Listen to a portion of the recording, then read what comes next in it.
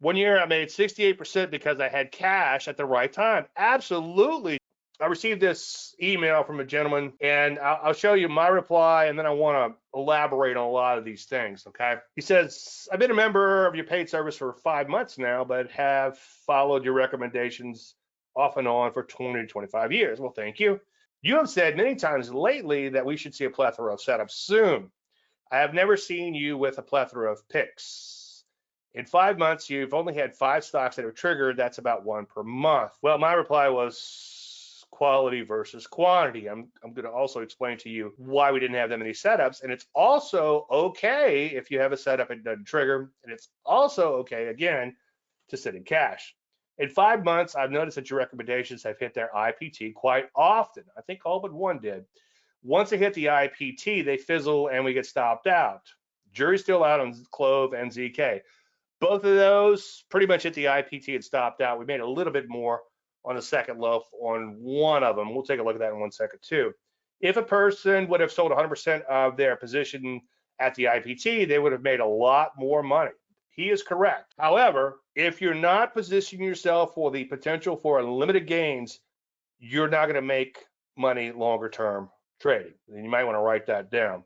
And I'll beat the dead horse some more on that in just 1 second. So my point was plot the market. It's been all over the place. When the market is all over the place, or like now, this was probably 3 weeks ago, I got this email. I've been meaning to do a presentation on it, but Thanksgiving and everything kind of threw a wrench in those gears. But back then there was a super crazy vicious sector rotation right about the time he sent me this email. So it was hard to catch these longer term trends. You'd find something in a trend look pretty good, and then that sector will become a victim of the sector rotation. Now, they do come along, and that's why we chip away at it. And as Dakota sang in the Whipsaw song, one good trend pays for it all. Now, also keep in mind, I get complaints about too many setups whenever things are working nicely. We have 3 setups, those 3 mystery charts I just showed you. We have 3 setups going into tomorrow, and we have 2 that have triggered that are in live portfolio. So we could end up with technically 5 setups in the portfolio. Now, another point that I often tell people, 5 months isn't that long. It can take 6 to 8 months, and unfortunately, occasionally much longer to catch some great trends. Unfortunately, they don't come around every day. Now, I didn't check his date when I got this email or replied to it, and I knew that he came in right around the time that we had NNE, and I was worried that he might have missed that one, but he actually came in afterwards, and I'll elaborate on that in just 1 second. The point there was that we did make 128% on the second loaf of that, and then I have receipts. Now, this is one thing, like I readily admit, sometimes I really suck and will admit it.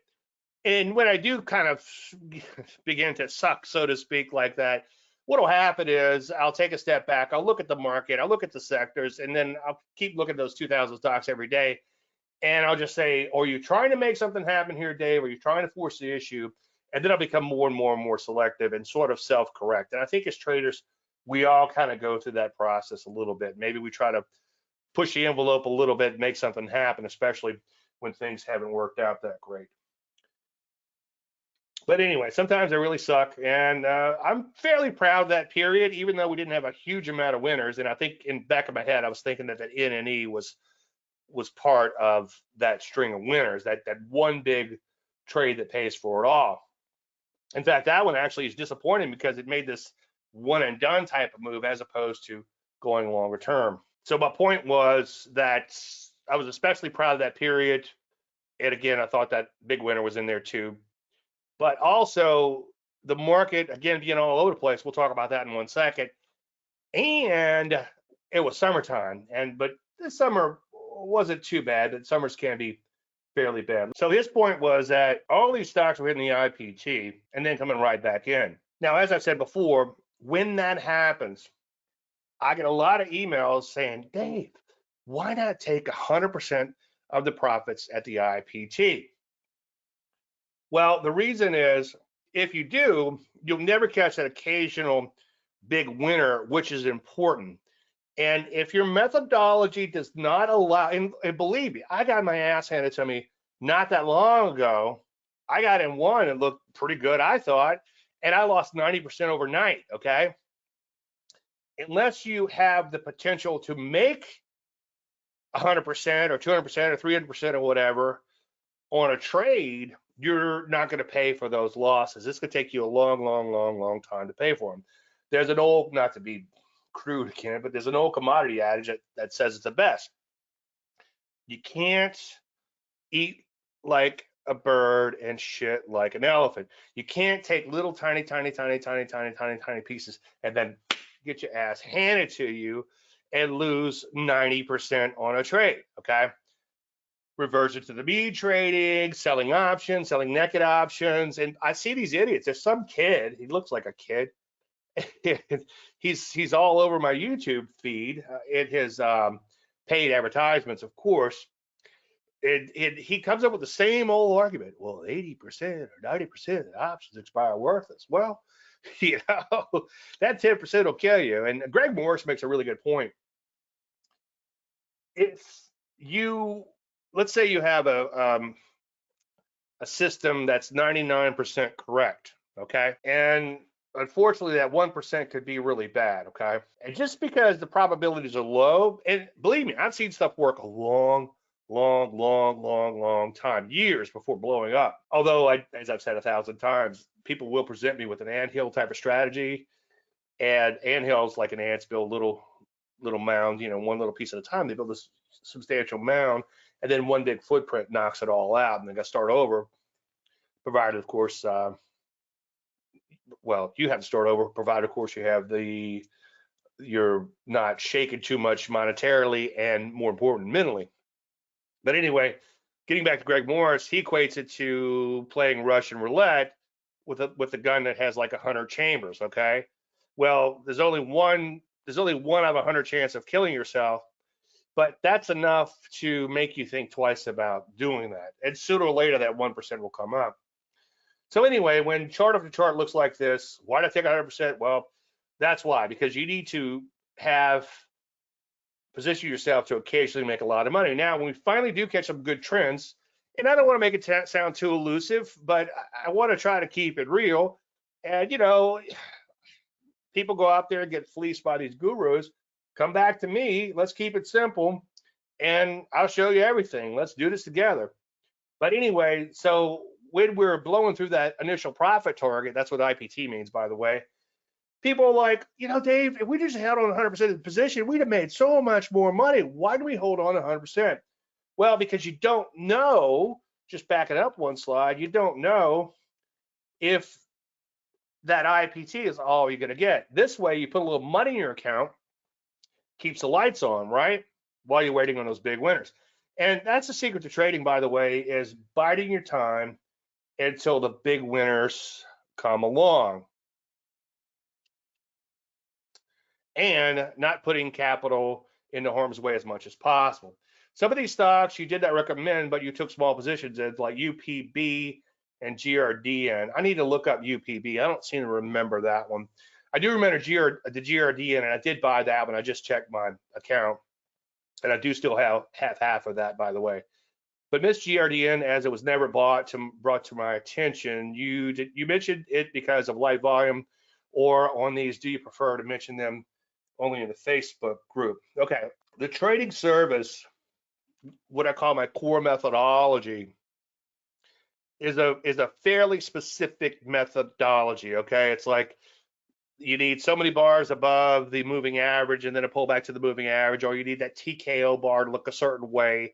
You need the stock to be accelerating, persisting, and all these things I talked about when I did a stock selection course a few years back. It's probably time to freshen that up again.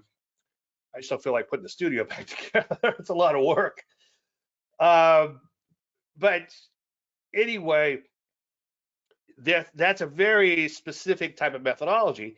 Now, outside of the methodology, it's still trend following, but in the something like IPOs, like the GRDN, we're playing like the buy a D pattern. And John Ross has really taken the ball and ran with it, or run with it. I always get those confused. I need to work on that. Makes it really difficult to learn a foreign language when you're not too good with English, right? But anyway, that's a little bit somewhat outside the methodology because it's a slightly like a breakout type of play. But it is something that I enjoy doing, and we get a lot of good information off the Facebook group on the IPOs, and we share a lot of good stuff there too. But so that's sort of outside of the core methodology, and you could do quite well with those things too, with something like the IPOs. Oh, I have okay. So it goes on to say, because of the size of my account, I have other investments, trades, options. I have too much money in cash. Oh, cash is not trash, okay? Cash is the worst performing asset class over long periods of time. Yeah, but when the market goes down 56%, 50 or 60%, I know you can short, but shorting is another can of worms. And we do short. I'll show you a couple of shorts that we did here in just 1 second. I'll give you the tickers at least. You seem to like being in cash. I love being in cash. I also love putting money to work, okay? But I have no problem sitting on a pile of cash. And over the next few weeks, maybe next week when I get back to the million little things, I'll dig out some Livermore, I'll dig out some Selden, and whoever else I could think of, some of these old timers for 100 years or more ago that talk about the importance of sitting in cash. If you're sitting in cash and you're patient, when that opportunity comes along, you could pounce on it and make a lot of money. If you're busy allocating that cash because you think cash is trash, you're going to be in a lot of trouble mentally and monetarily, probably. And when those big opportunities come along, you either won't have the cash or you won't be in a proper state of mind, is what I'm trying to say, to take it. Okay. So I said, oh, I have no problem putting money to work. As mentioned above, there are times when I get complaints because people can't keep up. I don't want to get too excited just yet, but it sure seems like we could be entering that phase again. Well, tonight we have 3 setups, so maybe that's beginning to happen. Now, a couple things I want to point out. He asked about the GRDN. So this is where I bought it. And I have to go back and look at the post because I literally put this in 2 minutes before we went live, and I just checked on the trade. I got it long here, and I didn't get shaken out on this opening gap reversal. I stayed with it, and then I took partial profits on this one already. So a little bit of the funky setup. I could see where you might have gotten shaken out on that. It's not a beautiful kind of textbook type of position management or whatever, but I did hold through that little bit of a spillage there, whether you agree with that or not. It was an opening gap reversal. I wish it would have closed a little better, but I figured it was worth a shot. Anyway, so I got in that one, and it's sort of a buy at B. I guess technically, let's see, 1, 2, 3, 4, 5. The buy at B would have been on this bar here, but the range was a little low on that bar, okay? So I like the fact that, maybe that needs to be a rule, and John's here tonight, maybe write that down. When your range is small, maybe wait for an expansion of range on a breakout. And we've had a few of those IPOs that have done that lately, that will have the buy at B set up, which you're buying at a 5-day closing high of the first 5 days, okay, with a lot of caveats. Watch a bunch of YouTubes on that. YouTube.com/Dave Landry for more on that. And it's a super, super, super simple pattern to trade, but you're just simply buying at that closing high, again, with a few caveats. So that's a little outside of the core methodology, but I do throw those out in Facebook, and John Ross does a lot of IPO stuff for me in Facebook. I appreciate that. I really do. For us, not for me. But I get a lot out of it. That's what I'm saying for me. I'm so glad he's there doing that. And that's kind of like an ancillary thing, and not to soft sell you, but that's a good reason to be at least a gold member, so you have access to that. And we had a couple of new old guys come back recently, and I've been glad to have them. And they're pretty active in the group, and really excited about that. So I think some really good things have come from that. Anyway, one thing I wanted to do, and it's not that he pointed this out, but I wanted to point out that since he's been in the service, I think we've done okay, all things considered. And when you look at the S&P 500 over that period of time from July 5th to today, we had over a 9% run. Well, that's a pretty impressive run, but as a trend follower, this is what actually happened. If you kind of connect the dots just kind of roughly, and all I did here was I looked for a swing high and a swing low, a high surrounded by two lower highs and a low surrounded by two higher lows. And I just kind of drew the lines around those, but you kind of get the idea. So you can see it's kind of all over the place. Now, here are the stocks that I recommended since you joined the service, okay? That one didn't trigger, that one didn't trigger, that one didn't trigger, that one didn't trigger, that one didn't trigger, that one didn't trigger, that one didn't trigger. So no capital was put into harm's way on these setups. Now, you really don't want to judge the number of setups, and I actually consider not losing money by waiting for an entry. I consider that a minor victory, because if you're missing bad trades simply by not taking them if they don't trigger, then you have more what? You're sitting on more cash for when the good setups do come along and trigger. 1 year I made 68% because I had cash at the right time. Absolutely, Jeff. So here's the stocks that actually did trigger. And like you said, it's only about 5. Let's see, 1, 2, 3, 4, 5. Yeah, and then since the email, we've had one more woof, and then we've got 2 mystery charts. So I marked to market these earlier today, and the LIF right out of the box was a $1,500 loss. This is on 100K. So we're risking 2% of 100K accounts. And again, that's all calculated for you in the spreadsheet, number of shares and everything. And then this APH short, another one of those cases where we shorted and it hit the initial profit target, but it didn't follow through the downside. This clove, you could see it hit the IPT, but all we made was 150 on the remainder. And then ZK was another one of those IPT and come back in.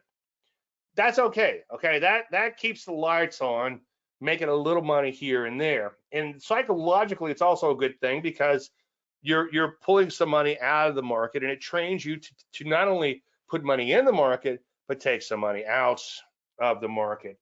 I read all these horror stories about all these people, and in some cases their hands are tied. So I understand that. But let's say your hands aren't tied, but these people who get into the Ciscos as employees or high level vice presidents, whatever, and they get all this stock, and they become multimillionaires, and then they end up, the stock implodes or whatever, 70-80%, and then they lose all of their money. It's like, well, you're up 10 million, put 5 million in your pocket, Anyway, so the 2 mystery charts did that trigger, and then there's a 3rd mystery chart I added tonight to the service. So those 3 obviously did that trigger. So we add all it up. He made, on a 100K account, you made $3,636, $3636, okay? Now, if you compare that to the S&P 500, we made 3.6% in that period versus 9.3% in that period. Well, a couple things. Comparison is a thief of joy, and that's attributed to President Theodore Roosevelt.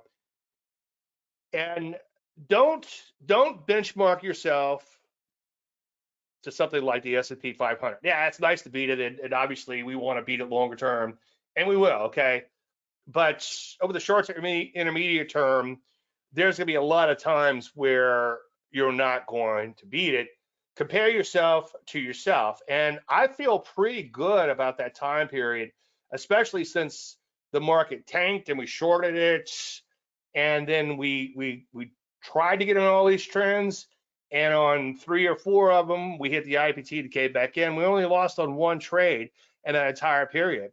And if I could always do that well, you would never see my fat ass again, okay? And that's not a fantastic period. That's a decent period, especially when you add in some of the recent winners, like right before he joined, and I'll show you those in 1 second.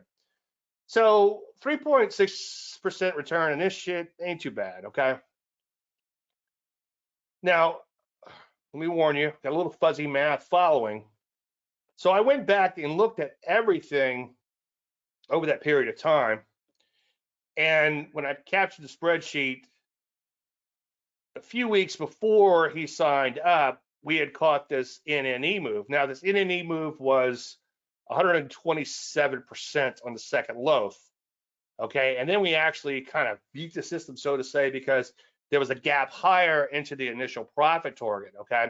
So that worked out pretty nice. That's about, what's that, about $5,000. Okay. Which is 5% on a 100K account on one trade. And it was only over like a few days. You annualize that, it's just absolutely ridiculous. So unfortunately, he missed that one, but outliers are key and it takes time. And I know it's hard to say, Dave, I'm going to commit to be with you for about 6 to 8 months and we'll see how it goes. And if it doesn't work, then I'm done. But it might take that long and occasionally longer to capture these trends. You just have to chip away at it. Believe me, it's not an easy thing, especially when, like in a case like me, I've got people dependent on me. It's not just myself. But if it was just me, I would, believe me, I'd feel the same way. I'd be like, when's the next big trend going to come along? Now, so he missed that one, and then he just missed this trade. So that would have added another $1,300 or 1.3% to his account. So that probably would have helped out tremendously. Okay, so you start adding those trades in, and then all of a sudden we're beating the S&P 500. But it is kind of hard sometimes. That comparison's the thief of joy. It's kind of like we hardly had any setups on, and the market's making new highs. And some people are like, well, Dave, the market's making new highs. How come we don't have more setups? Like, well, we're following methodology. It requires pullbacks. We have to wait for these areas to pull back.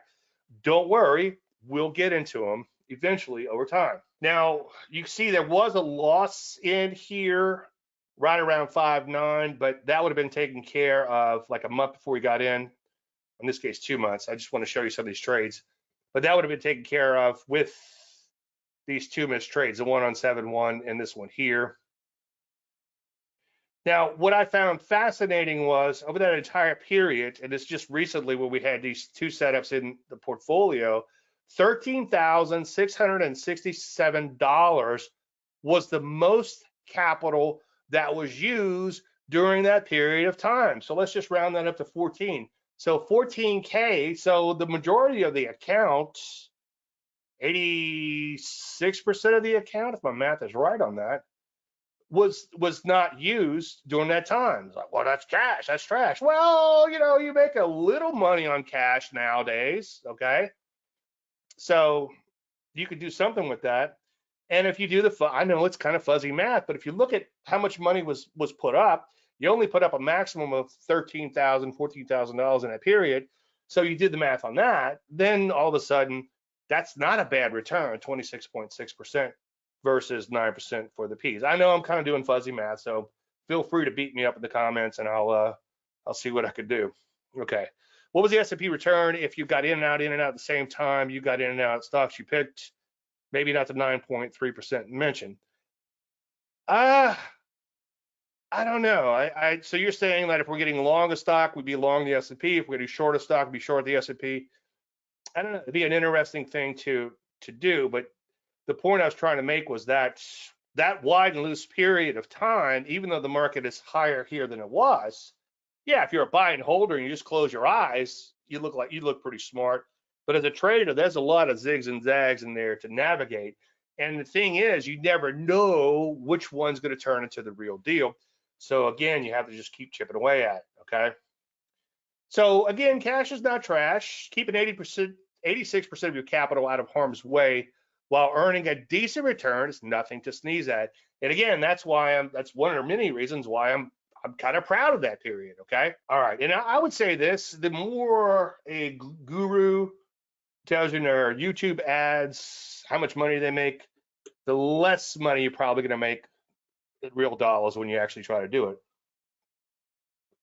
And if you're selling options like this stupid kid recommends, and I call him stupid because he's stupid, I guarantee you're going to blow up one day.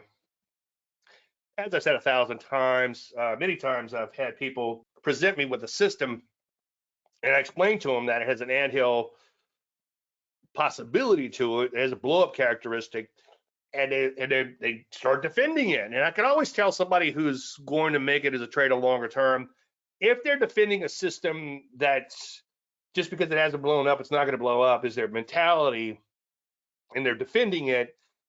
They're probably not going to make it longer term as a trader because they're going to get hit so hard. They're going to end up in a forced reality, and that forced reality, a force, what do they call it? Forced awareness is probably a better word for it from a psychological perspective. That's a very tough thing to do, and sometimes a lot of people don't survive that, at least in the trading world. Okay. Do you ever scale out again on the second sale on those long hold? Okay, so what Keith is saying is, okay, we hit the IPT. Do we ever lighten up on more?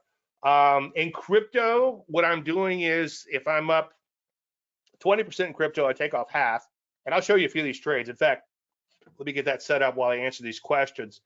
So I'll take off half, and then if it runs like 100% or something, I'll take off even more, a little bit more at least. I'll put that into Bitcoin. That's that mining, so to speak, that I've been doing and talking a lot about. Now I'll explain all that right now. Okay, so the question is, do I scale out on more? Well, crypto, the bull bear cycle in crypto is so fast. Okay, I go from 100% cash to 100% allocated to 100% cash, all sometimes within 1 week. Okay, so what I do in crypto, let me find a good one here, and this is the one I wanted to show you.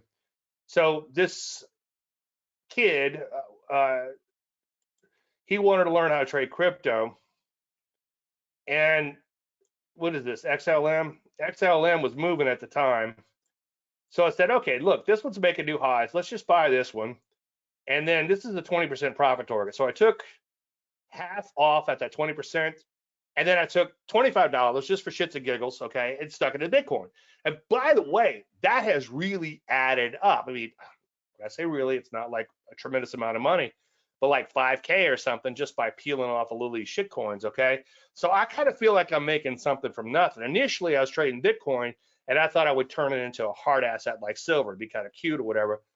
But this is a lot more fun and a lot more easier, and I think has a lot more potential. Now, eventually, I'm going to have to manage the Bitcoin position too and not be a hodler there. But for now, it seems to be working. But anyway, so right here at 100%, I peeled off a little bit more and stuck it in Bitcoin, and not much, like 25 bucks or so.